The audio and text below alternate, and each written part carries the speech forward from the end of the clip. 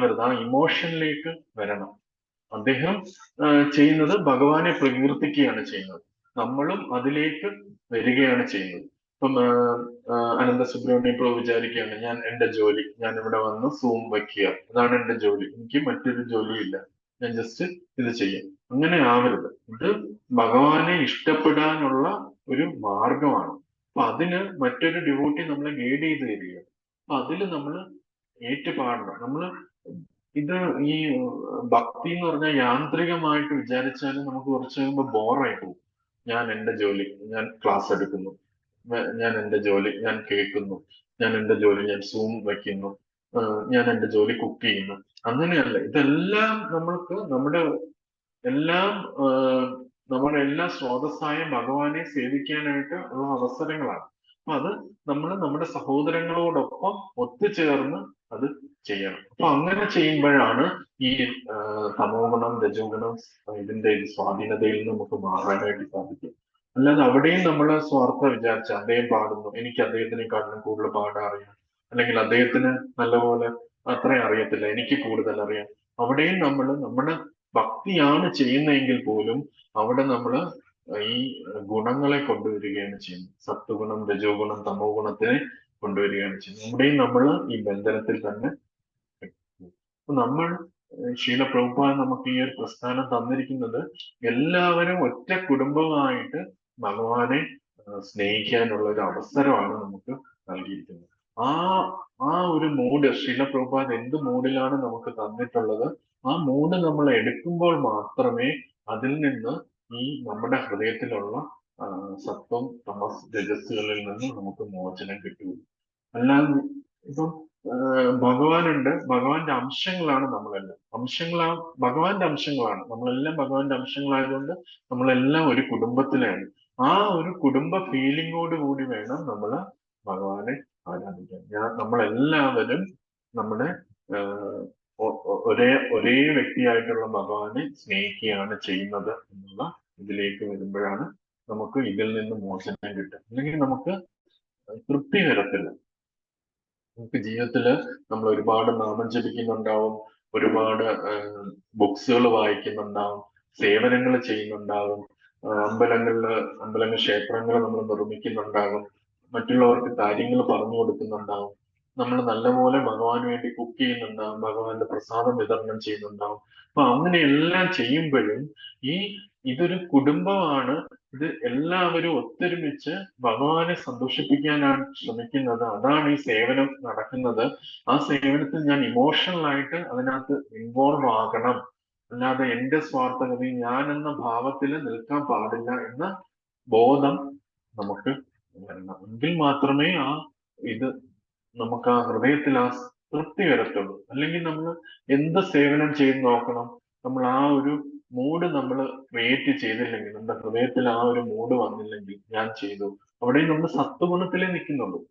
ഞാൻ ചെയ്തു, ഞാനാണ് ഇതിന്റെ ലീഡർ, ഞാനാണ് ഇതിന്റെ ഗൈഡ് ചെയ്യുന്നത്. അവിടെയും നമ്മൾ സത്വഗുണത്തിൽ നിൽക്കുക. അവിടെയും ബന്ധനസ്ഥനാണ്. ബന്ധനം എന്ന് വെച്ചാൽ നമ്മുടെ കയ്യിൽ കാലിൽ ഒരു കയറ് കെട്ടിയിരിക്കുന്നത് പോലെയാണ്. ആ അഹംഭാവം നമ്മളെ കെട്ടി വെച്ചിരിക്കുകയാണ്. അപ്പൊ നമുക്ക് എങ്ങനെ തൃപ്തി വരും? ഓരോ കാര്യം സേവനങ്ങൾ ചെയ്യുമ്പോഴും തൃപ്തി വരും. നമ്മളെല്ലാവരും ഭഗവാനെ സ്നേഹിക്കാനാണ് ശ്രമിക്കുന്നത്. അതിനാണ് ചൈതന്യ മഹാപ്രഭു നമുക്ക് ഈ സങ്കീർത്തന പ്രസ്ഥാനം നൽകിയത് എന്ന് നമ്മൾ മനസ്സിലാക്കുമ്പം നമ്മൾ ഇമോഷണലി അതിനകത്ത് പങ്കെടുക്കുകയാണ് ചെയ്യുന്നത്. നമ്മൾ ആ ഒരു പോലെ നമുക്കൊരു മകളുണ്ട് അല്ലെങ്കിൽ മകനുണ്ട്, അവരുടെ ബർത്ത്ഡേ ചെയ്യുമ്പം നമ്മൾ മാറി നിൽക്കില്ലല്ലോ. നമ്മൾ അതിന്റെ ഓരോ കാര്യത്തിനും ഡീറ്റെയിൽഡ് ആയിട്ട് എൻഗേജ് ചെയ്യും. അച്ഛനും അമ്മയും എല്ലാം ഓരോ കാര്യത്തിലും എൻഗേജ് ചെയ്യും. മാറി നിൽക്കില്ല. അവളുടെ കാര്യം അവൾ നോക്കിക്കോളും, ഇവളുടെ കാര്യം ഇവള് നോക്കിക്കോളും, അങ്ങനെയല്ലല്ലോ. നമ്മളെല്ലാരും അപ്പോഴല്ലേ ആ ബർത്ത്ഡേക്ക് ഒരു തൃപ്തി നമുക്ക് വരത്തുള്ളൂ. അപ്പൊ നമ്മൾ സേവനം ചെയ്യുമ്പം ഇത് എനിക്ക് ഈ പാട്ട് ചെയ്യാൻ പറ്റും, മറ്റൊരാൾക്ക് മറ്റൊരു പാട്ട് ചെയ്യാൻ പറ്റും, എനിക്ക് എന്റെ പാട്ട് ചെയ്തിട്ട് മറ്റൊരാളുടെ പാട്ട് ചെയ്യാനായിട്ട് ഞാൻ ഹെൽപ്പ് ചെയ്യണം, അവരെയും ഭഗവാന്റെ സേവനത്തിന് കൂടുതലായിട്ട് എൻകറേജ് ചെയ്യണം എന്ന മനോഭാവത്തിൽ വരുമ്പോഴേ സത്വഗുണം തമോ ഗുണം രജോ ഗുണത്തിൽ നിന്ന് നമുക്ക് പുറത്തു വരാൻ പറ്റുള്ളൂ. അല്ലാതെ നമ്മൾ എന്ത് മാർഗം സ്വീകരിച്ചു നോക്കണം, ഈ ലോകത്തില് എന്തൊക്കെ യോഗ പദ്ധതികളോ എന്തെല്ലാം നമ്മൾ ഉണ്ടെങ്കിലും ഭഗവാനെ സെൻറ്റർ ചെയ്യാതെ നമുക്ക് ഒരിക്കലും സെൽഫ്ലെസ് ആയിട്ട് മാറാനായിട്ട് പറ്റില്ല. ഭഗവാൻ എന്ന ആ പോയിന്റിലേക്ക് നമ്മൾ വന്ന് ഭഗവാനെ സെൻറ്റർ ചെയ്താൽ മാത്രമേ അതിനകത്ത് സെൽഫ്ലെസ് ആയിട്ട് മാറാൻ പറ്റൂ. ഇപ്പൊ നമുക്ക് ഇസ്കോണിൽ തന്നെ നോക്കണം. നമുക്ക് ഓരോ ഗുരുവര്യന്മാരുണ്ട്. ഗുരുവര്യന്മാരുടെ ശിഷ്യന്മാരാണ് എല്ലാം. ഉന്നതരായിട്ടുള്ള ഗുരുവര്യന്മാരുണ്ട്, അവരുടെ ശിഷ്യന്മാരാണ് പലരും. നമുക്കിവിടെ കൂടിയിരിക്കുന്നവര് പലരും. അപ്പൊ നമുക്ക് തോന്നും ഞാൻ ഇന്ന ഗുരുവിന്റെ ശിഷ്യൻ, ഞാൻ ആ ഗുരുവിന്റെ ശിഷ്യൻ, ഈ ഗുരുവിന്റെ ശിഷ്യൻ. പക്ഷെ അവിടെയും നമ്മൾ ഗുരു പറയുന്ന കാര്യങ്ങൾ ശ്രദ്ധിക്കുന്നുണ്ട്, അത് കേൾക്കുന്നുണ്ട്. പക്ഷെ അത് എന്ത് കോണ്ടെക്സ്റ്റിലാണ് എടുക്കുന്നത്? ഞാൻ ഗുരു പറയുന്ന കാര്യങ്ങൾ ചെയ്യുന്നത് അത് പ്രഭുപാദിനെയും കൂടെ തൃപ്തനാക്കുന്ന രീതിയിലാണ് നമ്മൾ എടുക്കുന്നത്. ഇപ്പം ഞാൻ എന്റെ ഗുരു ഇങ്ങനെ പറയുന്നുണ്ട്, അതുകൊണ്ട് ഞാൻ ഇങ്ങനെ ഗുരുക്കന്മാരെപ്പോഴും എല്ലാരെയും ഒത്തൊരുമിച്ച് ഭഗവാന്റെ സേവനത്തിലാണ് നിൽക്കുന്നത്. പക്ഷെ നമ്മൾ ചിലപ്പോൾ ഗുരുക്കന്മാരുടെ വാക്കുകൾ എടുക്കുന്നത് തെറ്റായ രീതിയിലായിരിക്കും. ഇപ്പൊ പരസ്പരം അങ്ങോട്ടും ഇങ്ങോട്ടും നമ്മൾ ചിലപ്പം അങ്ങോട്ടും ഇങ്ങോട്ടും ഇതുണ്ടാവും. പക്ഷെ അപ്പൊ നമുക്ക് എങ്ങനെ മനസ്സിലാക്കാൻ പറ്റും? നമുക്ക് ശരിയായ രീതിയിലാണ് നമ്മൾ സർവീസ് ചെയ്യുന്നത്. ഞാൻ ഇന്ന ഗുരുവിൽ നിന്ന് നിർദ്ദേശം എടുക്കുന്നു, മറ്റൊരാൾ മറ്റൊരു ഗുരുവിന്റെ നിർദ്ദേശം എടുക്കുന്നു. അതിന്റെ എല്ലാ ആകത്തുക എന്താണ്? ഗുരുവും സാറ്റിസ്ഫൈഡ് ആകണം, ഗുരുവിന്റെ മുകളിലുള്ള പ്രഭുപാദും സാറ്റിസ്ഫൈഡ് ആവും. പ്രഭുപാദ് സാറ്റിസ്ഫൈഡ് ആകും എന്ന കണ്ടീഷൻ വരുമ്പം നമ്മുടെ അവിടെ കോപ്പറേഷൻ വരും, ഓട്ടോമാറ്റിക്കലി വരും. അല്ലാതെ നമ്മുടെ ഗുരുവിന്റെ വാക്കുകൾ ഔട്ട് ഓഫ് കോണ്ടെക്സ്റ്റ് ആയിട്ട് എടുത്തു കഴിഞ്ഞാൽ ഇസ്കോണിൽ തന്നെ പല പല അഭിപ്രായ വ്യത്യാസങ്ങൾ വന്നു ചേരും. പക്ഷെ ഞാൻ ഗുരുവിന്റെ നിർദ്ദേശം എടുക്കുന്ന എന്തിനാണ്? ഞാൻ അദ്ദേഹത്തിന്റെ ഗുരുവായ പ്രഭുപാദിനെ സാറ്റിസ്ഫൈ ചെയ്യുന്നത്. മറ്റൊരാള് ആ ഗുരുവിന്റെ നിർദ്ദേശം എടുക്കുന്ന എന്താണ്? എന്റെ ഗുരുവിനെയും ശ്രീല പ്രഭുപാദിനെ അപ്പൊ ശ്രീല പ്രഭുപാദിനെ സാറ്റിസ്ഫൈ ചെയ്യണം എന്ന പോയിന്റിലേക്ക് നമ്മൾ എത്തുമ്പം ഈ ഇവിടുത്തെ എല്ലാവിധ ഡിഫറൻസുകളും സ്വാഭാവികമായിട്ട് ഇല്ലാതായിട്ട് മാറും. അപ്പം ആ ക്രോണോളജി ഇങ്ങനെ പോയി പോയി നോക്കിക്കഴിഞ്ഞാൽ ഭഗവാനെ സാറ്റിസ്ഫൈ ചെയ്യണം എന്ന് വരുമ്പോൾ നമുക്ക് എല്ലാവരെയും ഇസ്കോണിനുള്ളിൽ മാത്രമല്ല ബാക്കിയുള്ള എല്ലാവരെയും അക്സെപ്റ്റ് ചെയ്യാനും, അത് എങ്ങനെ അക്സെപ്റ്റ് ചെയ്യാം? അവരുടെ എല്ലാം നമുക്ക് ഭഗവാന്റെ സേവനത്തിലേക്ക് അവർക്കും സഹായകരമാകുന്ന രീതിയിൽ, നമുക്ക് സഹായകരമാകുന്ന രീതിയിൽ നമുക്ക് മുന്നോട്ട് പോകാനായിട്ട് പറ്റും. ആ ഒരു പോയിന്റിൽ എത്തിയാൽ മാത്രമേ നമുക്ക് ഈ നമ്മുടെ ഹൃദയത്തിലുള്ള അഹംഭാവവും മത്സരബുദ്ധിയും അസൂയയും, സത്വഗുണം അഹംഭാവത്തിനെ കൊണ്ട് ബന്ധിക്കപ്പെടുന്നു, രജോ ഗുണം അസൂയ കൊണ്ട് മത്സരബുദ്ധി കൊണ്ട് ബന്ധിക്കപ്പെടുന്നു, തമോ ഗുണം അസൂയ കൊണ്ടാണ് നമ്മളെ ബന്ധിപ്പിക്കുന്നത്. ഈ അസൂയയും അഹംഭാവവും മത്സരബുദ്ധിയും നമുക്ക് മാറി നമുക്ക് ഭഗവാനെ പരിശുദ്ധമായിട്ട് സ്നേഹിക്കുകയും, അങ്ങനെ സ്നേഹിക്കുമ്പോൾ മാത്രമേ സംസിദ്ധിർ ഹരിതോഷണം, ആ ഭഗവാന്റെ തൃപ്തിയിലാണ് യഥാർത്ഥത്തിൽ സംസിദ്ധിർ, പൂർണ്ണമായ സാറ്റിസ്ഫാക്ഷൻ ഒരു വ്യക്തിക്ക് വരുന്നത്. അപ്പൊ നമ്മളെല്ലാവരും ഈ പാതയിൽ മുന്നോട്ട് പോയിക്കൊണ്ടിരിക്കുന്നവരാണ്. അപ്പൊ നമ്മൾ ആ ഒരു ഫുൾ പിക്ചറും കൂടെ എടുത്തു വേണം. ഞാൻ ഇങ്ങനെ ചെയ്യുന്നു, ഞാൻ ഇസ്കോൺ ഡിവോട്ടിയാണ്, ഞാൻ ഈ പ്രവൃത്തി ചെയ്യുന്നു, ഞാൻ ഗുരു പറയുന്ന അനുസരിച്ച് ചെയ്യുന്നു. അപ്പം ചിലപ്പോൾ നമ്മൾ ഇൻഡിഫറൻ്റ് ആയിട്ട് മറ്റൊരാളോട് പെരുമാറിയെന്നിരിക്കും. പക്ഷെ അങ്ങനെ അത് ചിലപ്പോൾ ഭഗവാൻ ഇഷ്ടപ്പെടുമോ? ഞാൻ അങ്ങനെ ചെയ്താൽ ഭഗവാൻ ഇഷ്ടപ്പെടുമോ? ഭഗവാന് തൃപ്തിയാകുമോ എന്ന് നോക്കി നമ്മൾ അതനുസരിച്ച് ക്രോഡീകരിച്ച് മുന്നോട്ട് പോകണം. അപ്പം ഭഗവാന്റെ തൃപ്തിയാണ് സെന്റർ വച്ചു കഴിഞ്ഞാൽ സ്വാഭാവികമായിട്ട് നമുക്ക് ഈ 3 ഗുണങ്ങളെയും അതിക്രമിച്ചു വരാനായിട്ട് പറ്റും.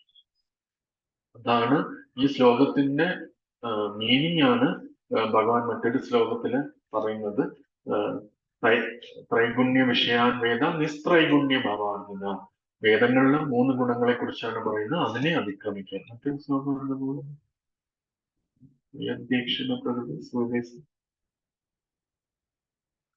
ദേവിഹേഷു ഗുണമയി മമ മായാ ദുരത്തയ മാമേമയെ പ്രവർത്തിയന്തേ മായാമേവം തരന്തി. ദേവിഹേഷു ഗുണമയി മമ മായാ ദുരത്തയ.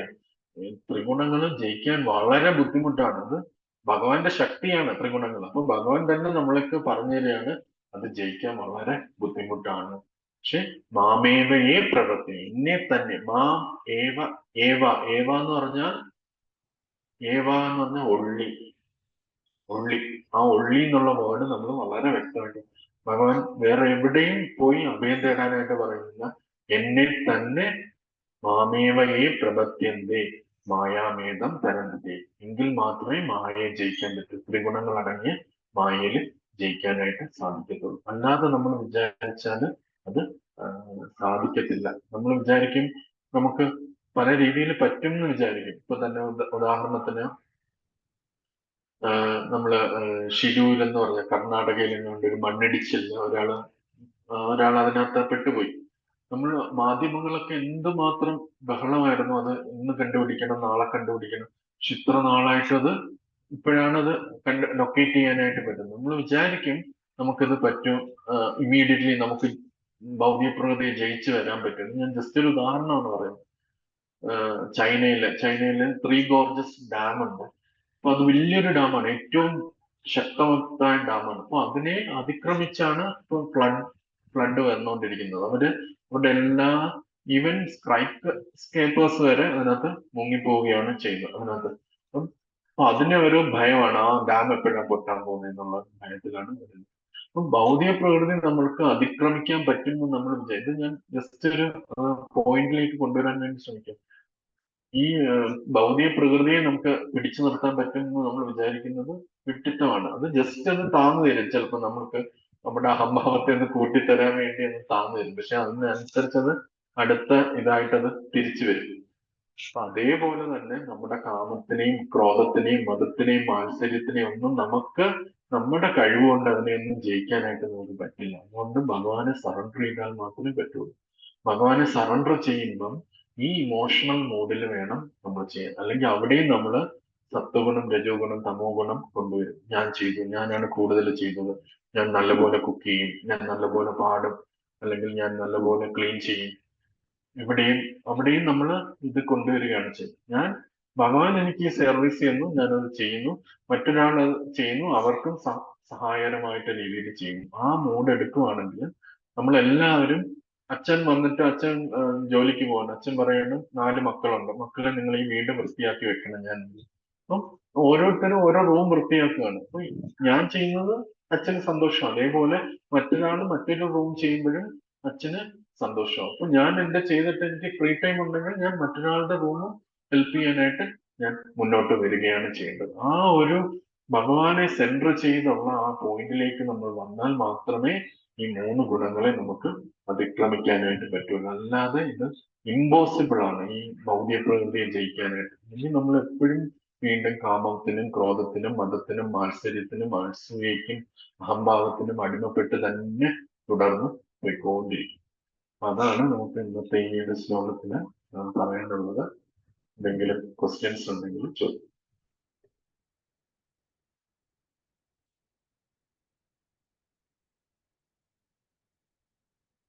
അസൂയ,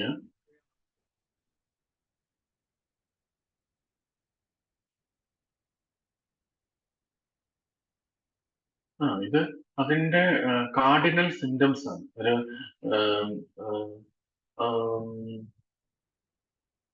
സത്വഗുണത്തിന്റെ ഒരു കാർഡിനൽ സിംറ്റമാണ് അഹംഭാവം. ഇപ്പൊ ഞാനിപ്പോ ഒരുപാട് നോളജബിൾ ആയിട്ടുള്ള ഒരു പേഴ്സൺ ആണെന്ന് വെച്ചു. ഞാനിപ്പോ ഒരുപാട് PhD അതും ഇതും എല്ലാം എടുത്തിട്ടുള്ള, എനിക്ക് ചിലപ്പം ഒരു താഴ്ന്നൊരു ഒന്നും വിദ്യാഭ്യാസം ഇല്ലാത്ത ഒരു വ്യക്തിയോട് സംസാരിക്കാൻ എനിക്കൊരു ഇത് കാണും. അവർക്കൊന്നും അറിയില്ലല്ലോ, എനിക്ക് ഇത്രയും അറിയും, ഒരു അഹംഭാവം വരും. അത് ആ സത്വഗുണത്തിന്റെ കാർഡിനൽ ആയിട്ടുള്ളതാണ്. മറ്റേത് മത്സര ബുദ്ധിയാണ്. എപ്പോഴും ഒന്നാമതാകണം. മറ്റുള്ളവരൊക്കെ എന്നെക്കാട്ടിലും എന്റെ അത്രയും വരത്തില്ല, ഒന്നാമതാകണം. മറ്റേത് അസൂയാണ്, അവര് താഴ്ന്നു പോകണം, ഞാൻ ഉയർന്നും അവര് താഴണം. ഇതൊക്കെ നമുക്ക് അറിയാൻ പറ്റും. ഓരോരുത്തരും നമ്മളോട് ഇടപഴകുന്നതും നമ്മൾ മറ്റുള്ളവരോട് ഇടപഴകുന്നതൊക്കെ ഈ ഓരോ ഭാവത്തിലാണ് നമ്മൾ ഇടപഴകുന്നത്. നമ്മൾ ആരും ഈ ഗുണത്തിൽ നിന്ന് അതിക്രമിച്ചിട്ടില്ല. നമ്മളെല്ലാവരുടെ ഹൃദയത്തിലും ഈ അഹംഭാവമുണ്ട്, അസൂയുണ്ട്, മത്സരബുദ്ധിയുണ്ട്, നമ്മുടെ ഹൃദയത്തിലുണ്ട്. ഈ 3 ഗുണങ്ങളുടെ ഒരു ക്യാരക്ടറിസ്റ്റിക് ആയിട്ടുള്ള ഫീച്ചേഴ്സ് ആണ് ഈ 3: അഹംഭാവവും മത്സരബുദ്ധിയും അസൂയയും. വേറെ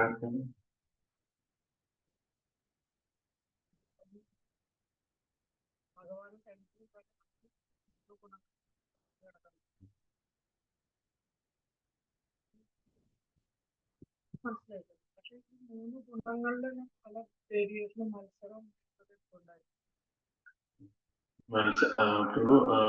ഇപ്പൊ ചോദിച്ചത് ഈ ഗുണങ്ങൾ പരസ്പരം മത്സരം വന്നുകൊണ്ടിരിക്കുന്ന എന്തുകൊണ്ടാണ് എന്നുള്ളതാണ്. ഗുണത്തിന്റെ മത്സരം എന്തുകൊണ്ടാണ് വരുന്നതെന്നാണ് പ്രഭു ചോദിക്കുന്നത്. ഇപ്പൊ സത്വഗുണത്തിൽ നിൽക്കുന്നയാള് ക്രമേണ തമോ ഗുണത്തിലും രജോ ഗുണത്തിലും വന്നു ചേരും എന്ന് പറയുന്നുണ്ടല്ലോ. അപ്പൊ അതെന്തുകൊണ്ടാണ് എന്നുള്ളത് ഇത് നമുക്ക് മനസ്സിലാക്കാനായിട്ട് നമ്മളെല്ലാം പാഴ്സീഗോയോടുകൂടിയാണ് ഈ ഭൗതിക ലോകത്തിൽ വന്നത്. ഞാൻ ഈ ശരീരമാണ്, ഞാൻ എൻജോയർ ആണ് എന്നുള്ള ഈ മൂഡോടുകൂടിയാണ് നമുക്ക് വന്ന് ചേർന്നിരിക്കുന്നത്. അപ്പോൾ അത് പലതരം ഷെയ്ഡുകളുണ്ട്. ആ ഓരോരോ ഷെയ്ഡുകളാണ് ഈ സത്വഗുണം, രജോ ഗുണം, തമോ ഗുണം എന്നുള്ളത്. ഭൗതിക ലോകത്തില് പ്രഭു നമ്മൾ ഇടപഴകുമ്പോഴും ആ ഓരോ വ്യക്തികൾക്കും ഓരോ ഷെയ്ഡുകളാണുള്ളത്. ഞാനിപ്പോ സത്വഗുണത്തിൽ നിൽക്കുന്നു എന്ന് വെച്ചു. ഇപ്പൊ ഈ പ്രസന്റ് ഈ ഒരു മിനിറ്റിൽ സത്വഗുണത്തിൽ നിൽക്കുന്നു. ഞാൻ എല്ലാവർക്കും നല്ലത് ചെയ്യണം എന്നൊക്കെ ആഗ്രഹിച്ച് നിൽക്കുകയാണ്. അപ്പൊ ഞാൻ പക്ഷെ ഇപ്പം കുറച്ച് ആൾക്കാരുമായിട്ട് ഇടപഴകുകയാണ്. ഇടപഴകുന്ന ആൾക്കാരൊക്കെ എന്താ, അവരൊക്കെ ഒരു മത്സര ബുദ്ധിയുള്ള വ്യക്തികളാണ്. ഞാൻ സ്വാഭാവികമായിട്ട് എന്റെ സത്വഗുണത്തിന്റെ ശക്തി ഒരു 10 വെച്ചു. ഞാൻ ഇടപഴകുന്ന വ്യക്തികളുടെ എല്ലാവരുടെയും കൂടെ രജോ ഗുണത്തിന്റെ സ്വാധീനം 11 ആണെങ്കിൽ ക്രമേണ എന്റെ സത്വഗുണം കുറയുകയും അവന്റെ രജോ ഗുണം എന്നെ സ്വാധീനിക്കുകയും ചെയ്യും. അതേപോലെ തമോ ഗുണത്തില് നമ്മൾ ആരോടാണ് ഇടപഴകുന്നത് അതനുസരിച്ച് നമ്മുടെ മോഡ്സ് ചേഞ്ച് ചെയ്തുകൊണ്ടിരിക്കും. അതേപോലെ അന്തരീക്ഷത്തിൽ ഇപ്പൊ നമ്മളിപ്പോ അമ്പലത്തിലാണ് പോകുന്നതെങ്കിൽ നമുക്ക് സത്വഗുണത്തിനെ കുറെ നേരം കൂടെ മെയിൻറ്റെയിൻ ചെയ്യാൻ പറ്റും. അതേസമയം നമ്മൾ ബാറിൽ പോവുകയാണെങ്കിൽ അത് ഇമീഡിയറ്റ്ലി അതങ്ങ് താഴ്ന്നു പോകും. അപ്പൊ ഇത് ഇങ്ങനെ ഒരു വേവ്സ് പോലെ കിടക്കുകയാണ്. ഒരു സമുദ്രത്തിലെ തിരമാലകൾ പോലെ കിടക്കുകയാണ്. 3 തിരമാലകൾ ഇങ്ങനെ അങ്ങോട്ടും ഇങ്ങോട്ടും അലയടിച്ചുകൊണ്ടിരിക്കുകയാണ്. കാരണം അത്രയും ഈ ലോകത്തിലുള്ളവരെല്ലാം പല പല ഗുണത്തിലും പല പല ഷെയ്ഡുകളിലും ഉള്ള വ്യക്തികളാണ്. അപ്പം അവരുമായിട്ട് നമ്മൾ ഇടപഴകുന്നു. അതുകൊണ്ട് നമ്മൾ എപ്പോഴും പരിശുദ്ധ ഭക്തന്മാരുമായിട്ട് ഇടപഴകാനായിട്ട് ശ്രമിക്കുക. ഈ 3 ഗുണത്തിന് ഉപരിയാണ്. ആധ്യാത്മികാചാര്യന്മാര്, ആത്മീയത വളരെ സിൻസിയർ ആയിട്ട് പ്രാക്ടീസ് ചെയ്യുന്ന വ്യക്തികൾ, ഇങ്ങനെയുള്ളവരുമായിട്ട് ഇടപഴകുമ്പോൾ അവർക്ക് നമുക്ക് എപ്പോഴും ഈ ത്രിഗുണങ്ങളുടെ സ്വാധീനതയിൽ നിന്ന് പുറത്തു. അതുകൊണ്ട് നമുക്ക് എല്ലാവർക്കും ഭഗവാൻ പ്രഭുപാദ് കനിഞ്ഞ് നമുക്ക് നാമം നൽകിയിട്ടുണ്ട്. ആ നാമം നമ്മൾ മുടങ്ങാതെ ജപിക്കുമ്പോൾ നമ്മൾ ഭഗവാനുമായിട്ടാണ് അസോസിയേറ്റ് ചെയ്യുന്നത്. പിന്നെ പ്രഭുപാദ് വളരെ കാരുണ്യത്തോടുകൂടി നമുക്ക് ഈ പുസ്തകങ്ങൾ നൽകിയിട്ടുണ്ട്. ഡെയിലി നമ്മൾ പുസ്തകങ്ങൾ വായിക്കുകയാണെങ്കിൽ നമുക്ക് ഈ 3 ഗുണങ്ങളുടെ ഇതിൽ നിന്ന് പുറത്തു വരാൻ പറ്റും. അപ്പൊ നമ്മൾ അറ്റ്ലീസ്റ്റ് അത്രയും ഒരു നാമം ജപിക്കാൻ 2 മണിക്കൂർ എടുക്കും. ബുക്സ് വായിക്കാൻ ഒരു 1/2 മണിക്കൂർ, 2.5 മണിക്കൂറെങ്കിലും നമുക്ക് ഇതിന്റെ പക്ഷെ അവര് ത്രിഗുണങ്ങളുടെ അതീതയിലുള്ളവരായതുകൊണ്ട് ആ ഒരു ശക്തി നമുക്ക് കിട്ടും. ആ ശക്തി നമുക്ക് മറ്റു ഗുണങ്ങളുടെ സ്വാധീനതയിൽ നിന്ന് രക്ഷപ്പെടാനായിട്ട് സാധിക്കും. അല്ലെങ്കിൽ നമ്മൾ ഈ സമുദ്രത്തിലൊക്കെ ഈ സർഫർ എന്നല്ല സർഫർ. അപ്പൊ അവരിങ്ങനെ വർണ്ണത്തിൽ ഇങ്ങനെ പൊങ്ങിയിട്ട് അവര് താഴും. അടുത്ത തിര വരുമ്പോ വീണ്ടും പൊങ്ങും. ഇങ്ങനെ അതിന്റെ ആ അന്തരീക്ഷത്തിലാണ് അവർ നിൽക്കുന്നതെന്ന് അവർക്ക് ഒരിക്കലും സ്റ്റഡി ആയിട്ട് നിൽക്കാൻ പറ്റൂല. ഒരു സ്ഥലത്ത് ഇങ്ങനെ പൊങ്ങും, പിന്നെ താഴും, പിന്നെ ചിലപ്പോൾ വെള്ളത്തിനടിയിൽ പോവും. ഇങ്ങനെ പെട്ട്. അതുകൊണ്ട് ഭൗതിക ലോകം അങ്ങനെയാണ്. ഭഗവാൻ അങ്ങനെയുള്ള ലോകത്തിലാണ് ഇതുള്ള ഭൗതിക ലോകത്തിൽ. ഇവിടെ എല്ലാവരും ഇപ്പൊ പ്രഭു ഇരിക്കുന്ന സിറ്റുവേഷനിൽ തന്നെ ഇപ്പൊ നമ്മൾ ഭഗവാനെ കുറിച്ച് പറയുന്നുണ്ട്. ഇവിടെ സത്വഗുണമോ അല്ലെങ്കിൽ വിശുദ്ധ സത്വഗുണത്തിന്റെ സ്വാധീനതയുണ്ട്. പക്ഷെ നമ്മൾ ഇത് ചിലപ്പോൾ പുറത്തോട്ട് ഇതിന്റെ ഗ്രൂപ്പിൽ നിന്ന് പുറത്തോട്ട് ഇടുമ്പോൾ സ്വാഭാവികമായിട്ട് ഇത് വന്ന് ചേരുകയാണ് വെച്ചു. അതുകൊണ്ട് നമ്മൾ ഫുഡ് കഴിക്കുമ്പോൾ ശ്രദ്ധിക്കണം, പ്രസാദം കഴിക്കണം എന്ന് പറയുന്നതും ഇതെല്ലാം ഈ ഒരു ഇതുകൊണ്ടാണ്. നമ്മൾ ആ പൊസിഷൻ ഇതെല്ലാം പ്രൂപ്പാത് നമുക്ക് അനുഗ്രഹിച്ച് തന്നിട്ടുള്ള ഹാബിറ്റ്സ് ആണ്. നമുക്ക് അതിൽ നിന്ന് പുറത്തു വരാനായിട്ട് ശീല പ്രൂപ്പാത് നമുക്ക് പറഞ്ഞു തന്നിട്ടുള്ളതും ട്രെയിൻ ചെയ്തിട്ടുള്ള കാര്യങ്ങളാണ്. പ്രൂപ്പാദിനോട് എത്രമാത്രം നമ്മൾ കടപ്പെട്ടിരിക്കുന്നു. പ്രഭുപാദ് പറയുന്ന കാര്യങ്ങൾ നമ്മൾ സിൻസിയർ ആയിട്ട് ഫോളോ ചെയ്യുകയാണെങ്കിൽ നമുക്ക് ഇതിൽ നിന്ന് പുറത്തു വരാനായിട്ട്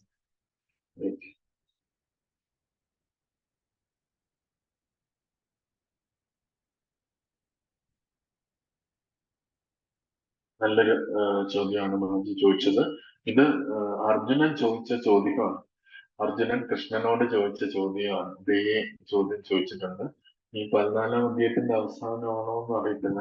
എവിടെയോ ഭഗവാൻ ചോദിക്കുന്നുണ്ട്, അർജുനൻ ചോദിക്കുന്നുണ്ട്, ഈ ഈ പറഞ്ഞ വ്യക്തികളുടെ ലക്ഷണം എന്താണ്? അദ്ദേഹം എങ്ങനെയായിരിക്കും ഇരിക്കുക? അദ്ദേഹം എങ്ങനെയായിരിക്കും സംസാരിക്കുക? അദ്ദേഹം എങ്ങനെയായിരിക്കും പെരുമാറുക എന്നുള്ള കാര്യമെല്ലാം പറഞ്ഞു. പല പല ഇത് പറയുന്നുണ്ട്. എനിക്ക് കറക്റ്റ് ഓർമ്മ വരുന്നില്ല. പക്ഷെ മാജിദ് ഇമ്മീഡിയറ്റ്ലി അതിന്റെ ആൻസർ പറയുകയാണെങ്കിൽ നമുക്ക് മുണ്ടകോപനിഷത്തിലെ ആ ശ്ലോകം പറയുന്നതായിരിക്കും ഏറ്റവും നല്ലത്. തദ്വിജ്ഞാനാർത്ഥം സ ഗുരു ഏമാപികച്ച് സമിത്പണിക്ക് ശ്രോത്യം ബ്രഹ്മനിഷ്ഠം. ശ്രോത്യം ബ്രഹ്മനിഷ്ഠം എന്ന് പറഞ്ഞാല് അദ്ദേഹം ഒരു ഈ ത്രിഗുണങ്ങളുടെ സ്വാധീനതയിൽ നിന്ന് മോചനം കിട്ടിയ ഒരാള് ഒരു ഡിവോട്ടി ആയിരിക്കും.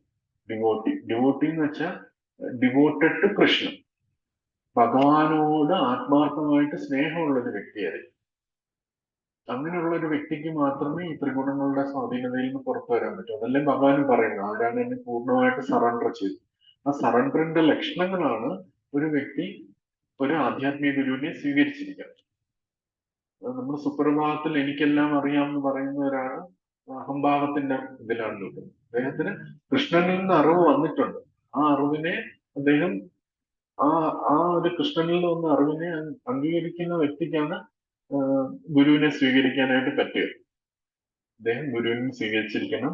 എപ്പോഴും ഭഗവാന്റെ സേവനത്തിൽ മുഴുകിയിരിക്കുന്ന വ്യക്തിയായിരിക്കും. ഇത് രണ്ടും മനസ്സിലാക്കുകയാണെങ്കിൽ ഒരു നിർവ്യാജനായ ആധ്യാത്മിക ഗുരുവിന്റെ ശിഷ്യനായിരിക്കണം.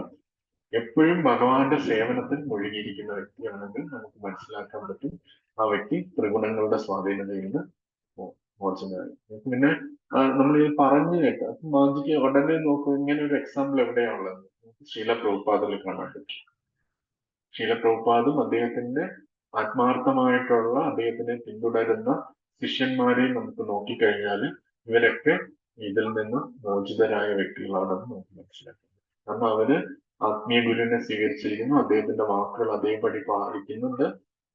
24 മണിക്കൂറും അവര് ഈശ്വരന്റെ സേവനത്തിനാണ്. എന്ന് വെച്ചാൽ അവര് അപ്പോൾ നമ്മൾ വിചാരിക്കും സന്യാസിമാർക്കോ അല്ലെങ്കിൽ പൂർണ്ണമായിട്ട് അമ്പലത്തിൽ നിൽക്കുന്നവർക്കോ ആയിരിക്കും അങ്ങനെ പറ്റുക. ഇങ്ങനെയല്ല. നമ്മുടെ ആചാര്യ പരമ്പരയിൽ തന്നെ ഭക്തി വിനോദ് ഠാക്കൂർ ഉണ്ട്. അദ്ദേഹം ഗൃഹസ്ഥനാണ്, 12 മക്കളുണ്ട്. എങ്കിലും അദ്ദേഹം നമ്മുടെ ആചാര്യനാണ്. അദ്ദേഹം അവരുടെ ബോധം, അവരുടെ തോട്ട്സ് എന്താണെന്നുള്ളതാണ് പ്രധാനം. തോട്ട്സ് എപ്പോഴും അവര് ഭഗവാന്റെ സേവനത്തിനായിരിക്കും വിനിയോഗിക്കുന്നത്. അപ്പൊ അത് നമുക്ക് എങ്ങനെ മനസ്സിലാക്കാൻ പറ്റും? നമുക്ക് നേരിട്ടുള്ള കാര്യം പ്രഭുപാദിനെ മനസ്സിലാക്കി പ്രഭുപാദിന്റെ ടീച്ചിങ്സിനെ മനസ്സിലാക്കുമ്പോൾ പ്രഭുപാദിന്റെ ലെവലിൽ നിൽക്കുന്ന അല്ലെങ്കിൽ പ്രഭുപാദിന്റെ ആ പ്ലാറ്റ്ഫോമിൽ നിൽക്കുന്ന വ്യക്തികളെ നമുക്ക് തിരിച്ചറിയാനായിട്ട്. അപ്പം ബുക്സുകൾ വായിക്കുക, പ്രഭുപാദ് പറയുന്ന കാര്യങ്ങൾ ചെയ്യാം. സ്വാഭാവികമായിട്ട് നമുക്ക് മനസ്സിലാക്കാൻ പറ്റും ആരാണ് ത്രിഗുണത്തിന്റെ സ്വാധീനത്തിൽ നിന്ന് പുറത്തു വരുന്നത്, പുറത്താൻ പറ്റുന്നത്.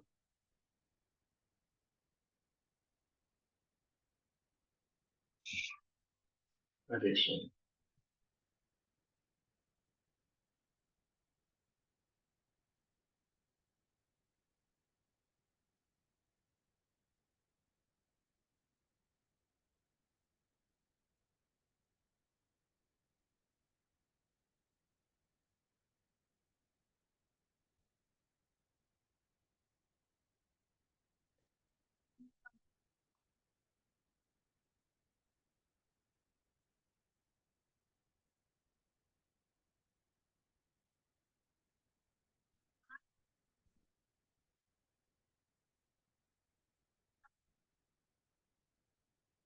പ്രഭുപാദ്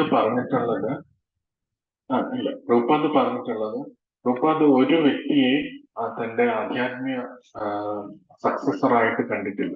ഒരു വ്യക്തി പ്രഭുപാദ് പറഞ്ഞിരിക്കുന്നത് ആരൊക്കെയാണോ എന്നെ സിൻസിയർ ആയിട്ട് ഫോളോ ചെയ്യുന്നത് അവര് ഇത് കൊടുക്കും. ഇവൻ പ്രഭുപാദ് ഇനിഷ്യലി പറഞ്ഞു ഭക്തി ചൈതന്യ ചരിതാമൃതം കൂടെ എടുത്തപ്പം ചൈതന്യ ചരിതാമൃതം കൂടെ പാസ്സായിട്ട് ആ സിൻസിയർ ആയിട്ട് ഫോളോ ചെയ്യുന്ന എല്ലാവരും ദീക്ഷ കൊടുക്കാം എന്ന് പ്രഭുപാദ് പറഞ്ഞിട്ടുണ്ട്. ഇനിഷ്യലി പ്രഭുപാദ് ഈ 12 പേര് എന്ന് പറയുന്നത് പ്രഭുപാദ് കിടന്ന സമയത്ത്, അതായത് പ്രഭുപാദിന് ആക്റ്റീവായിട്ട് കാര്യങ്ങൾ ചെയ്യാൻ പറ്റാത്ത ഒരു അവസ്ഥയിൽ പ്രഭുപാദ് സോണലായിട്ടുള്ള ആചാര്യൻ സോണലായിട്ട് ഓരോ ആൾക്കാർക്ക് ഇത് പറഞ്ഞിട്ടുണ്ട്. അവിടുന്ന് അവരെല്ലാം അക്സെപ്റ്റ് ചെയ്യുന്നത് പ്രഭുപാദിന്റെ ശിഷ്യന്മാരായിട്ടാണ്, അവരുടെ ശിഷ്യന്മാരായിട്ടല്ല. ഇങ്ങനെ എടുത്തിട്ടുള്ളത്. അതാണ് ഈ 12 എന്നുള്ള വേർഡ് വരുന്നത്. പക്ഷെ പ്രഭുപാദ് പറഞ്ഞിട്ടുണ്ട്, ആരൊക്കെയാണോ എന്നെ സിൻസിയർ ആയിട്ട് ഫോളോ ചെയ്യുന്നത് അവർക്കെല്ലാം. പിന്നെ പ്രഭുപാദ് മായാപ്പൂരിൽ വെച്ച് പറഞ്ഞിട്ടുണ്ട്, ചൈതന്യ മഹാപ്രഭുവിൽ നിന്ന് ഞാൻ 12th ആണ്, നിങ്ങൾ 13th ആണ്. ഇത് എല്ലാവരെയും കണ്ടിട്ടാണ് പറഞ്ഞത്. അപ്പം ആരൊക്കെയാണ് ശീല പ്രഭുപാദിനെ സിൻസിയർ ആയിട്ട് ഫോളോ ചെയ്തിട്ടുള്ളത് അവരെ നമ്മൾ ഫോളോ ചെയ്യുകയാണെങ്കിൽ പ്രഭുപാദിനെ ഫോളോ ചെയ്യുന്നത് പോലെ അതിനകത്ത് വ്യത്യാസങ്ങളില്ല. പക്ഷേ നമ്മള് ശിഷ്യന്മാര് പലപ്പോഴും ഗുരുവിന്റെ വാക്കുകൾ എടുത്തിട്ട് മറ്റൊരു ഗുരു വേറൊരു കോണ്ടെക്സ്റ്റിലായിരിക്കും, വേറൊരു മൂടുള്ള ശിഷ്യന് വേറൊരു നിർദ്ദേശമായിരിക്കും നൽകിയത്. ഇപ്പൊ എന്റെ ഗുരു ഈ നിർദ്ദേശങ്ങളും പറഞ്ഞു, മറ്റേ ഗുരു മറ്റേ നിർദ്ദേശമാണ് പറഞ്ഞത്, എന്റെ ഗുരു പറഞ്ഞ നിർദ്ദേശമാണ് കറക്റ്റ്, മറ്റേ ഗുരു പറഞ്ഞ നിർദ്ദേശം കറക്റ്റ് അല്ല എന്ന് നമ്മൾ ചിന്തിക്കും. പക്ഷെ അവിടെ അങ്ങനെ ആ കോണ്ടെക്സ്റ്റ് എന്താണെന്നോ എന്ത് ഇതിലാണ് അദ്ദേഹം പറഞ്ഞതെന്നോ നമുക്ക് മനസ്സിലാകുന്നില്ല. അപ്പൊ അതുകൊണ്ട് അങ്ങനെ മനസ്സിലാക്കാൻ പറ്റാത്ത സിറ്റുവേഷനിൽ നമ്മൾ എന്താ ചെയ്യേണ്ടതെന്ന് വെച്ചാല്, ഞാൻ ഇപ്പം മറ്റു ഗുരുവിനെ നിന്ദിച്ച് എന്തെങ്കിലും സംസാരിക്കുകയാണെങ്കിൽ ഞാനിപ്പം അത് പ്രഭുപാദിന് എങ്ങനെ ഫീൽ ചെയ്യുന്നു നമ്മൾ ഓർക്കണം. അങ്ങനെ ഓർത്തു കഴിഞ്ഞാൽ നമുക്ക് ആ ഒരു ഭാഗത്തിലേക്ക് നമ്മൾ പോകും. ആ വ്യക്തി പ്രഭുപാദിന് വേണ്ടി എന്തൊക്കെ കാര്യങ്ങളാണ് ചെയ്യുന്നത്, ആ വ്യക്തിയെ എനിക്ക് അദ്ദേഹം എന്തുകൊണ്ട് ആ നിർദ്ദേശം പറഞ്ഞു എന്ന് എനിക്ക് മനസ്സിലാവുന്നുണ്ട്. പക്ഷെ ഞാനത് മനസ്സിലാകാതെ ആ വ്യക്തിയെ നിന്ദിക്കുമ്പോൾ പ്രഭുപാദ് ഡിസാറ്റിസ്ഫൈഡ് ആണ്. നമ്മൾ എന്ത് സർവീസ് ചെയ്താലും പ്രഭുപാദിന്റെ സിൻസിയർ ആയിട്ടുള്ള ഒരു ഫോളോവറിനെ നമ്മൾ നിന്ദിക്കുമ്പോൾ പ്രഭുപാദ് ഡിസാറ്റിസ്ഫൈഡ് ആണ്. അപ്പം എപ്പോഴും നമ്മൾ ഇസ്കോണിൽ ഇപ്പൊ പണ്ട് പ്രഭുപാദ് മാത്രമേ ഉണ്ടായിരുന്നുള്ളൂ. മൾട്ടി ഗുരുസ് വരുമ്പം നമ്മൾ ഈ ഒരു ആസ്പെക്ട് മനസ്സിലാക്കിയിരിക്കണം. ഇത് നമ്മൾ ചെയ്യുന്നത് കൊണ്ട് പ്രഭുപാദ് സാറ്റിസ്ഫൈഡ് ആവുന്നുണ്ട്. പ്രഭുപാദ് സാറ്റിസ്ഫൈഡ് ആണെങ്കിൽ ഓട്ടോമാറ്റിക്കലി ഭഗവാൻ സാറ്റിസ്ഫൈഡ് ആവും. അപ്പം നമ്മൾ ഈ ഇൻസ്ട്രക്ഷൻസിനെ ഔട്ട് ഓഫ് കോണ്ടെക്സ്റ്റ് ആയിട്ട് എടുക്കരുത്. ഇപ്പൊ ഗുരു പറഞ്ഞു നിങ്ങൾ എല്ലാവരും, ഇപ്പൊ എന്റെ ഗുരു പറഞ്ഞു നിങ്ങൾ എല്ലാവരും മായപ്പൂര് വരൂ, മായപ്പൂര് ഒന്ന് താമസിക്കൂ. വേറൊരു ഗുരു പറയുന്നു നിങ്ങൾ എല്ലാവരും വൃന്ദാവനത്തിൽ നിന്ന് താമസിക്കും. അപ്പൊ നമ്മൾ ചിന്തിക്കും, നമ്മൾ ഉടനെ നമ്മുടെ മനോഭാവത്തിൽ മായപ്പൂർ ഏതാണ്, വൃന്ദാവനം ഏതാണ്, എന്റെ ഗുരു പറഞ്ഞതാണ് കറക്റ്റ്, മറ്റേ ഗുരു പറയുന്നത് തെറ്റാണ്. പക്ഷെ ആ ഗുരു ശിഷ്യന്മാർക്ക് ആ ശിഷ്യന്മാരുടെ മനോഭാവം മനസ്സിലാക്കി അവരെ ട്രെയിൻ ചെയ്യാൻ വേണ്ടി അങ്ങോട്ട് വിളിച്ചിരിക്കുകയാണ്. എന്റെ അർത്ഥം എന്ന് വെച്ചാല് ആ പറയുന്ന ശരിയും എന്റെ ഗുരു പറയുന്ന തെറ്റുമല്ല, രണ്ടും ശരിയാണ്, രണ്ടും ആ കോണ്ടെക്സ്റ്റിലാണ് വരുന്നത്. അപ്പൊ ആ രീതിയിൽ എടുക്കുമ്പം പ്രഭുപാദ് സാറ്റിസ്ഫൈഡ് ആവും. അല്ലാതെ നമ്മൾ അതിനകത്ത് മത്സര ബുദ്ധി കൊണ്ടുവരുമ്പം പ്രഭുപാദ് ഡിസാറ്റിസ്ഫൈഡ് ആവും. നമ്മുടെ സർവീസ് നമ്മുടെ അവിടം വരെ എത്തത്തുള്ളൂ, അതിന്റെ അപ്പുറത്തേക്ക് വരും. ട്രെയിനിലൊക്കെ ബോഗി ഉണ്ടല്ലോ, ഒരു ബോഗിയുടെ അപ്പുറത്ത് കണക്ട് ചെയ്ത അവസാനം എഞ്ചിൻ വരെ കണക്ട് ആവണം. നമ്മുടെ സേവനം ഗുരുവിലെത്തി, അത് പ്രഭുപാദിലെത്തി, അങ്ങ് പോയി അങ്ങ് ഭഗവാന്റെ അടുത്ത് എത്തണം. നമ്മൾ സർവീസ് ചെയ്യുന്നു എന്ന് വിചാരിച്ച് നമ്മൾ വിചാരിക്കുകയാണ് സർവീസ് ചെയ്യുന്നത് വെച്ചാൽ, നമ്മള് ഗുരുവിനെ സർവീസ് ചെയ്യുന്നു വെച്ചാൽ അതിന്റെ അപ്പുറത്തേക്ക് പോയില്ലെങ്കിൽ അവിടെ അത് നിൽക്കത്തേ ഉള്ളൂ. ഇത് ആ ഒരു പരമ്പര കൃഷ്ണനിൽ നിന്ന് തുടങ്ങുന്ന ആ ഒരു ഇത് നമ്മൾ മനസ്സിലാക്കിയിരിക്കണം. പ്രഭുപാദെ ആരൊക്കെ സിൻസിയർ ആയിട്ട് ഫോളോ ചെയ്യുന്നു അതൊക്കെ ബോണഫൈഡ് ആയിട്ടുള്ള ആചാര്യാസ് ആണ്. അവരെ നമ്മൾ ഫോളോ ചെയ്യുക. അവരെ ഫോളോ ചെയ്യുമ്പം എപ്പോഴും ഇതൊരു ഫാമിലി ആണ് എന്ന് മനസ്സിലാക്കുക. ഇൻസ്ട്രക്ഷൻസ് പലതും പല കോണ്ടെക്സ്റ്റിലായിരിക്കും കൊടുക്കുക. അത് ആ കോണ്ടെക്സ്റ്റ് മനസ്സിലാക്കാതെ നമ്മൾ ക്രിട്ടിസൈസ് ചെയ്യാനോ ഇത് ചെയ്യാനോ പാടില്ല. അങ്ങനെ ചെയ്താൽ നമ്മുടെ സേവനം അടുത്ത ലെവലിലേക്കേ പോകത്തുള്ളൂ, അതിന്റെ അപ്പുറത്തേക്ക് പോകുന്നില്ല. ഇതും റിയലി സേവനമാണോ എന്ന് ചോദിച്ചാൽ ആയിരിക്കത്തില്ല.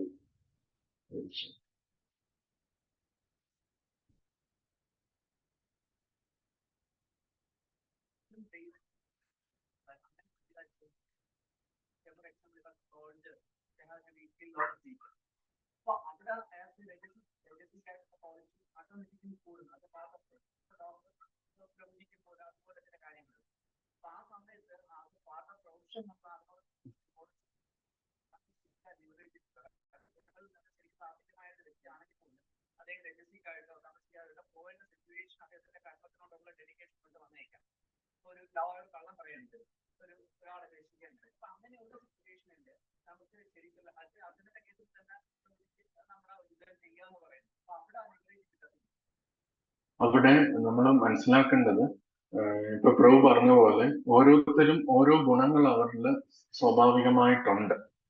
അവരുടെ ഈ ജന്മം അനുസരിച്ച് വന്നപ്പോൾ അവർക്ക് ചില ഗുണങ്ങൾ സ്വാഭാവികമായിട്ടുണ്ട്. ഇപ്പൊ നമ്മൾ പരിശോധിച്ച് നോക്കിക്കഴിഞ്ഞാൽ ഇപ്പൊ അർജുനെ സംബന്ധിച്ചിടത്തോളം യുദ്ധം ചെയ്യുക എന്നുള്ളൊരു ഗുണമാണ്. അപ്പൊ അതുപോലെ ഓരോ വ്യക്തികൾക്കും ഓരോരോ സ്വാഭാവികമായിട്ട് ഗുണങ്ങളുണ്ട്. പക്ഷെ ആ ഗുണങ്ങളെ വിസ്മരിക്കാനല്ല പറയുന്നത്, ആ ഗുണങ്ങളെ ഉപയോഗിച്ച് അതിനെ അതിക്രമിക്കാനാണ് പറയുന്നത്. നമ്മളിപ്പോ നടന്നു പോകുന്ന സമയത്ത് നമ്മുടെ കാലിൽ ഒരു മുള്ളു കൊണ്ടു കഴിഞ്ഞാൽ നമ്മുടെ ഈ ടീസറോ ഒന്നും ഇല്ലെങ്കിൽ നമ്മൾ എന്ത് ചെയ്യും? വേറൊരു സ്ഥലത്ത് ഒരു മുള്ളുണ്ടെങ്കിൽ അതെടുത്തിട്ട് ആ മുള്ളിനെ, കാലിലെ മുള്ളിനെ മാറ്റി. അപ്പൊ അതേപോലെ ചില വ്യക്തികൾ രജോ ഗുണത്തിലുണ്ടാവും, തമോ ഗുണത്തിലുണ്ടാവും, സത്വഗുണത്തിലുണ്ടാവും. പക്ഷെ അത് ആ ഗുണത്തിനെ ഉപയോഗിച്ച് ഈ മൂന്ന് ഗുണത്തിന് ഉപരിയായിട്ട് വരണം. അതാണ് നമുക്ക് ചെയ്യേണ്ടത്. ഇപ്പൊ ഒരു സോൾജർ ഉണ്ടെങ്കിൽ യുദ്ധം ചെയ്യുന്നു, യുദ്ധം ചെയ്യുകയാണ് അദ്ദേഹത്തിന്റെ ജോലി. യുദ്ധം എന്തിനാ ചെയ്യുന്നത്? വെറുതെ പോയ ഒരാൾ യുദ്ധം ചെയ്യത്തില്ല രാജ്യത്തിന് വേണ്ടി. അയാൾക്ക് സാലറി കിട്ടണം. സാലറി ഉണ്ടെങ്കിൽ അയാളുടെ ഫാമിലി അയാൾക്ക് മെയിൻറ്റെയിൻ ചെയ്യാൻ പറ്റും. സാലറി ഇല്ലാതെ ആരും ഇന്ത്യൻ മഹാരാജ്യം എന്ന് പറഞ്ഞുകൊണ്ട് പോയി ഒരിക്കലും യുദ്ധം ചെയ്യാൻ പോകുന്നത്. എത്ര എത്ര പട്ടാളക്കാരനായാലും എത്ര രാഷ്ട്രഭക്തനായാലും അയാൾക്ക് മാസം അയാൾക്ക് സാലറി കിട്ടിയാലേ അയാൾ പോകത്തുള്ളൂ. അപ്പൊ നമ്മുടെ യഥാർത്ഥ ഉദ്ദേശം രാഷ്ട്രഭക്തി ഉണ്ട്, അതിനോടൊപ്പം തന്നെ സാലറി ഉണ്ട്. ഈ സാലറി നമ്മൾ എന്ത് ചെയ്യും? അതനുസരിച്ച് ആ വ്യക്തിക്ക് ഈ ത്രിഗുണങ്ങൾ. അപ്പൊ അത് എങ്ങനെ ചെയ്യാൻ പറ്റും? അതിനാണ് ഒരു ആധ്യാത്മികാചാര്യന്റെ സഹായം വേണ്ടത്. ആധ്യാത്മികാചാര്യന്റെ സഹായം ഉണ്ടെങ്കിൽ നമ്മൾ ഏത് ഗുണത്തില് ഏത് തരം പ്രൊഫഷനാണ് ചെയ്യുന്നതെങ്കിലും ആ പ്രൊഫഷന്റെ റിസൾട്ടിനെ ഭഗവാനുമായിട്ട് ബന്ധിപ്പിക്കാനും പറ്റുകയും നമുക്ക് അതിൽ നിന്ന് മോചനം കിട്ടുകയും ചെയ്യും. ആധ്യാത്മിക ഗുരുവിന്റെ നിർദ്ദേശം ഇല്ലെങ്കിൽ നമ്മൾ രജോ ഗുണമാണെങ്കിൽ രജോ ഗുണത്തിലിരിക്കും, തമോ ഗുണമാണെങ്കിൽ തമോ ഗുണത്തിലിരിക്കും. നമ്മൾ ഏത് മൂഡാണ് ഇരിക്കുന്നതെന്ന് വെച്ചാൽ അതിനനുസരിച്ച് നമ്മൾ പ്രവർത്തിച്ചുകൊണ്ടിരിക്കുകയും അതിനനുസരിച്ചുള്ള ശരീരം കിട്ടുകയും ചെയ്യും. അതുകൊണ്ട് ഈ ഭൗതിക ലോകത്തിൽ നിന്ന് നമ്മള് എന്ന് വെച്ചാൽ ഇപ്പൊ നമ്മൾ പെട്ടെന്ന് ഈ മൂന്ന് ഗുണത്തിൽ നിന്ന് ഉപരിയായിട്ട് നിൽക്കുന്ന വെച്ചാല് ഈ മൂന്ന് ഗുണത്തിൽ ആക്ട് ചെയ്യുന്നില്ല എന്ന് വരുന്നത്. ഇപ്പൊ ഒരു ആധ്യാത്മികാചാര്യന് ഉറങ്ങുന്ന സമയത്ത് അത് നമുക്ക് തോന്നും അത് തമോ ഗുണത്തിലാണ് അദ്ദേഹം ഉറങ്ങുന്നതെന്ന് തോന്നും. ഉറക്കം എന്ന് പറഞ്ഞാൽ തമോ ഗുണം. അപ്പൊ ഉറങ്ങും. ചിലപ്പോ അദ്ദേഹം ഒരു ഉം, ഒരു ബസ് കിട്ടാനോ അല്ലെങ്കിൽ ബസ് കിട്ടാനോ വേണ്ടി അദ്ദേഹം പെട്ടെന്ന് ഓടി മറ്റുള്ളവരെ മാറ്റി, ചിലപ്പോൾ അദ്ദേഹത്തിന് വൃന്ദാവനത്തിലേക്ക് പോകാനായിരിക്കും, അദ്ദേഹത്തിന് സമയം കാണത്തില്ല. അപ്പൊ ചിലപ്പോൾ ഒരു ക്യൂ ക്രോസ് ചെയ്ത് അദ്ദേഹം ചിലപ്പോൾ കയറി ഫ്ലൈറ്റിൽ കയറി പോകും. അപ്പൊ മറ്റുള്ളവരെ മത്സരിച്ചാണ് അദ്ദേഹം ഫ്ലൈറ്റിൽ പോകുന്നത്. അപ്പൊ നമുക്ക് വിചാരിക്കും അദ്ദേഹം രജോ ഗുണത്തിലാണ് പ്രവർത്തിക്കുന്നത്. പക്ഷെ അങ്ങനെയല്ല. ആ ചെയ്യുന്ന പ്രവൃത്തിയുടെ ലക്ഷ്യം ഭഗവാനിലേക്ക് എത്തുന്നുണ്ടോ എന്നുള്ളത്. ആ എത്തുന്നുണ്ടോ എന്ന് ഉറപ്പിക്കാൻ ഒരു വ്യക്തി വേണം, സ്റ്റാൻഡേർഡ് വേണം. അതിനാണ് ആധ്യാത്മികാചാര്യൻ. ആധ്യാത്മികാചാര്യന്റെ നിർദ്ദേശപ്രകാരമാണ് ഒരു വ്യക്തി അദ്ദേഹത്തിന്റെ പ്രൊഫഷനിൽ ഏർപ്പെടുന്നതെങ്കിൽ അദ്ദേഹത്തിന് ഈ ത്രിഗുണങ്ങളിൽ നിന്ന് മോചനം കിട്ടും.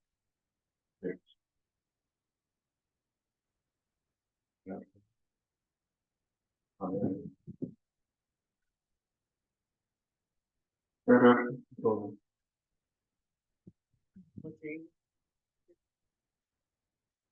പല പ്രവൃത്തികൾ ചെയ്യുന്നത്. അപ്പൊ ഓരോ നിമിഷവും നമുക്ക്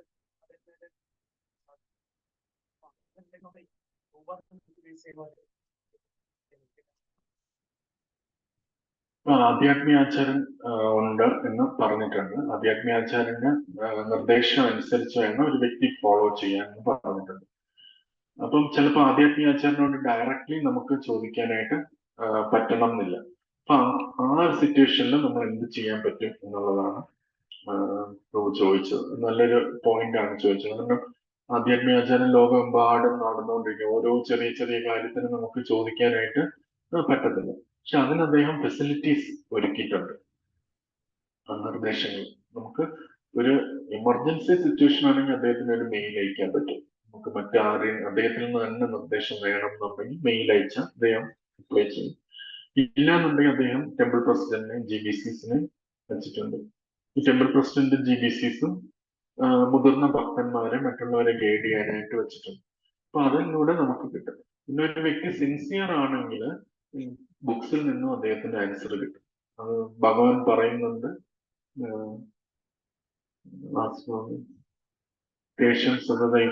ഭജതാം പ്രീതിപൂർവകം ദദാമി ബുദ്ധി യോഗം മേനമാവേണ്ടി. ആരാണോ എന്നെ ആത്മാർത്ഥമായിട്ട് സ്നേഹിക്കാൻ ആഗ്രഹിക്കുന്നത് അവർക്കുള്ള നിർദ്ദേശം ഞാൻ.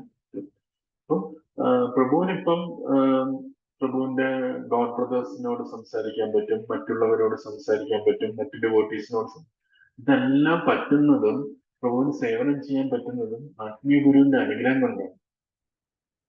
ആത്മീയ ഗുരുവിന്റെ അനുഗ്രഹം അദ്ദേഹത്തെ നേരിട്ട് കാണുമ്പോഴോ അല്ലെങ്കിൽ നേരിട്ട് ദക്ഷിണ കൊടുക്കുമ്പോഴോ വ്യാസപൂജയ്ക്കോ അല്ല. ആത്മീയ ഗുരുവിന്റെ അനുഗ്രഹം കൊണ്ടാണ് നമുക്ക് ഭക്തന്മാരുടെ അസോസിയേഷനിൽ നിൽക്കാനായിട്ട് പറ്റും. ഒരു വേറൊരു പ്രഭുവിനെ ഇപ്പൊ ഗൈഡ് ചെയ്തത് മനോജ് പ്രഭുവാണ്. മനോജ് പ്രഭു ഭക്തിവികാസ് മഹാരാജിന്റെ ശിഷ്യനാണ്. ഭക്തിവികാസ് മഹാരാജൻ ശിഷ്യനായ അദ്ദേഹം പ്രഭുവിനെ ഗൈഡ് ചെയ്തു. പ്രഭുവിന് രാധാനാഥ് മഹാരാജന്റെ അടുത്തുനിന്ന് ഭിക്ഷ കിട്ടി. അപ്പൊ ആ ഒരു ബ്ലെസ്സിങ്സ് യഥാർത്ഥത്തില് മഹാരാജന്റെ ബ്ലെസ്സിങ്സ് ആണ്. മഹാരാജന്റെ ബ്ലെസ്സിങ്സ് ആണ് ഈ മറ്റു ഭക്തന്മാരിലൂടെ പ്രഭുവിന് വന്നിരിക്കുന്നത്. അതേപോലെ നമുക്ക് ഓരോരുത്തർക്കും ഈ മറ്റു ഭക്തന്മാരുമായിട്ട് ഇടപഴകാനുള്ള അവസരവും അതിനുള്ള ഓപ്പർച്യൂണിറ്റി ഒക്കെ വരുന്നത് നമ്മുടെ ആധ്യാത്മിക ഗുരുവിന്റെ ബ്ലെസ്സിങ്സ് കൊണ്ടാണ്. ആ ബ്ലെസ്സിങ്സിലാണ് നമ്മൾ നിൽക്കുന്നത്. അപ്പൊ അതുകൊണ്ട് നമ്മൾ ഒരിക്കലും അതിനകത്ത് അത്ര ഒരു ലൈഫ് ക്രിട്ടിക്കൽ ആയിട്ടുള്ള ഒരു ക്വസ്റ്റ്യൻ വരുമ്പോൾ തീർച്ചയായിട്ടും നമ്മൾ സിൻസിയർ ആയിട്ട് ശ്രമിച്ചു കഴിഞ്ഞാൽ നമുക്ക് ഗുരുവിൽ നിന്ന് തന്നെ എന്റെ ആൻസർ കിട്ടും. നമ്മൾ ശ്രമിച്ചാൽ ഭഗവാൻ അതിനുള്ള അറേഞ്ച്മെന്റ് ചെയ്തു തരും. സ്വാഭാവികമായിട്ട് ജനറൽ ആയിട്ടുള്ള കാര്യത്തില് ഗുരുവിന്റെ ബ്ലെസ്സിങ്സിലൂടെ നമുക്ക് ഭക്തന്മാരുടെ അസോസിയേഷൻ ഉണ്ടാവും. അതിലൂടെ നമുക്ക് പോകാൻ സമയം നിർത്താം. എല്ലാവരും മുടങ്ങാതെ നാമം ജപിക്കാം. ഒരു ചെറിയൊരു അനൗൺസ്മെന്റ് കൂടെ ഉണ്ട്. നമ്മുടെ ജന്മാഷ്ടമി വരികയാണ്. ഫസ്റ്റ് ബൽറാം പൂർണിമയാണ് വരുന്നത്. അത് 19-ാം തീയതി തിങ്കളാഴ്ച. അന്ന് ബൽറാം ജയന്തി, ആരതി, പ്രഭാഷണം, പ്രസാദം ഉണ്ടാവും. പിന്നെ 24-ാം തീയതിയാണ് ശനിയാഴ്ച. ഈ ഓഗസ്റ്റിലാണ് 24-ാം തീയതി ശനിയാഴ്ച. അന്ന് വൈകുന്നേരം 6 മണി തൊട്ട് ആദിവാസ് സെറമണി, പ്രസാദം ഉണ്ടാവും. അത് കഴിഞ്ഞിട്ട് ഞായറാഴ്ചയാണ് അന്ന് ഒരു പ്രഭുപാദ് കഥ മഹാകലശാഭിഷേകം പറയുന്നു. കലശാഭിഷേകം ഇന്ന് യഥാർത്ഥത്തിൽ ജന്മാഷ്ടമി തിങ്കളാഴ്ചയാണ്. അഷ്ടമി രോഹിണി തിങ്കളാഴ്ചയാണ്. രണ്ടും ഒരു ദിവസത്തിലാണ് വരുന്നത്.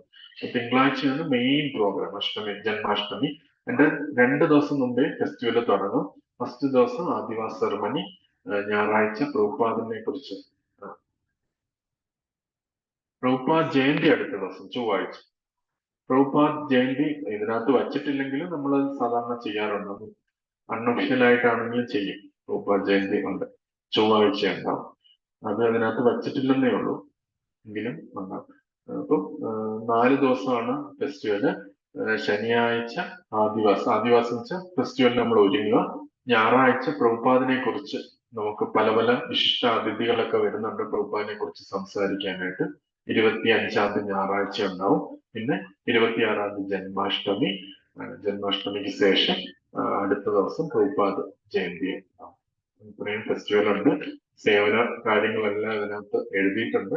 നമ്മളാൽ കഴിയുന്ന രീതിയിൽ നമ്മൾ ഈ ഫെസ്റ്റിവൽ ഭംഗിയാക്കാനായിട്ട് സർവീസും കൂടെ ചെയ്യും. നമ്മളെ ചിലപ്പോൾ പല രീതിയിൽ നമുക്ക് സർവീസ് ചെയ്യാൻ പറ്റും. ചിലപ്പോൾ കായികമായിട്ടായിരിക്കും, ബുദ്ധിപരമായിട്ടായിരിക്കും, പ്രചരിപ്പിക്കാൻ പറ്റും. ഭഗവാന് വേണ്ടി ലക്ഷ്മി ധനവും കൊടുക്കാനായിട്ട് പറ്റും. അതിന്റെ കാര്യങ്ങളൊക്കെ ഇതിനകത്തുണ്ട്. ഇതെല്ലാവരും ഓരോ ഫാമിലിയിലുള്ളവര് ഒരു ഇത് എടുക്കുക. ഇപ്പൊ സിമ്പിൾ ആണ്. നമുക്ക് മറ്റുള്ളവരെയും എൻഗേജ് ചെയ്യാൻ പറ്റും. നമുക്ക് ഒന്നും ചെയ്യാൻ പറ്റിയില്ലെങ്കിലും കുറച്ചു പേരോടെങ്കിലും ക്ഷേത്രത്തിൽ വന്ന് ഭഗവാന്റെ ദർശനവും ഭഗവാന്റെ പ്രസാദവും കഴിക്കാനായിട്ട് പറയാൻ പറ്റും. ആ സേവനമെങ്കിലും നമുക്ക് എല്ലാവർക്കും ചെയ്യാൻ പറ്റും. എല്ലാവർക്കും അതിൽ കൂടുതൽ ഒരുപാട് ചെയ്യാൻ പറ്റും. പക്ഷെ എത്രത്തോളം പേർക്ക് ഭഗവാന്റെ അടുത്ത് വരാൻ നമ്മൾ അവസരം കൊടുക്കുന്നുണ്ടോ അത്രത്തോളം ഭഗവാൻ നമ്മളിൽ പ്രീതനായിട്ട്. ഹരേ കൃഷ്ണ. ഇന്നത്തെ പ്രസാദം നമുക്ക് തന്നിരിക്കുന്ന സിസ്റ്റേഴ്സ് അജാമുള പ്രഭു ആണ്. പ്രഭുവിന്റെ ആത്മീയ ജീവിതത്തിനും ആരോഗ്യത്തിനും ഒക്കെ ആയിട്ട് നമുക്ക് 3 വട്ടം ഹരേ കൃഷ്ണ മഹാമന്ത്രം. ഹരേ കൃഷ്ണ കൃഷ്ണ കൃഷ്ണ ഹരേ ഹരേ, ഹരേ രാമ രാമ രാമ ഹരേ ഹരേ, ഹരേ കൃഷ്ണ കൃഷ്ണ കൃഷ്ണ ഹരേ ഹരേ, ഹരേ രാമ രാമ രാമ ഹരേ ഹരേ, ഹരേ കൃഷ്ണ കൃഷ്ണ കൃഷ്ണ ഹരേ ഹരേ, ഹരേ രാമ രാമ രാമ. ഒരു ചെറിയൊരു കാര്യം കൂടെ ഉണ്ട്. ഇതില് കലശാഭിഷേകമുണ്ട്. ഞായറാഴ്ച ഭഗവാന്റെ ഒരു സെപ്പറേറ്റ് സെറ്റ് ഡേറ്റീസ് ഉണ്ട് ഈ ഫെസ്റ്റിവലിന് വേണ്ടിയുള്ള. ആ ഡേറ്റിൽ നമുക്ക് തന്നെ ഭഗവാന് അഭിഷേകം ചെയ്യാൻ പറ്റും. കലശാഭിഷേകമുണ്ട്. അത് അഷ്ടലക്ഷ്മി കലക്ഷം എന്ന് പറഞ്ഞൊരു കലശമാണ്. അത് നമുക്ക് അഭിഷേകം ചെയ്യാൻ പറ്റും. അത് നമുക്ക് വീട്ടിലും ഒരു പാവനമായിട്ടുള്ള ഒരു ഇതായതുകൊണ്ട് വീട്ടിൽ